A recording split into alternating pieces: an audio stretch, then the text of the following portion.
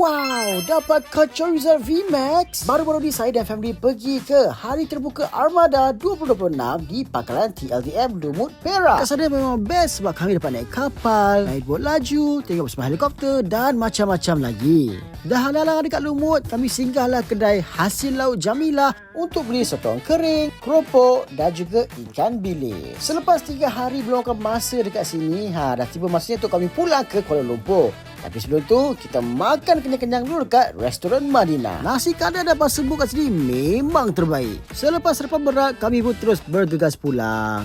Bila sampai rumah, terjumpa pula kawan Ibrahim. Noah namanya. Dia bagi saya pack istimewa SM Collector. Macam-macam barang manis yang ada dalam pack tu. Yang pertama, kita ada kad Pokemon. Kita dapat Umbreon, Evil Mewtwo, Primal Pikachu, Pikachu VMAX dan wow, kad favorite Charizard VMAX. Barang seterusnya, kita ada plushie YouTube. Noah buat sendiri ni. Memang comel. Untuk item terakhir, kita ada kad custom Ibrahim. Ibrahim ada kad. Diikuti dengan kad kedua, kad SM Collector. Dan kad terakhir, kita ada Loki. Loki pun ada kad. Terima kasih Noah untuk hadiah yang awesome ni. Sebab kad custom ni comel, saya masukkan dalam album kenangan. Memang terbaik.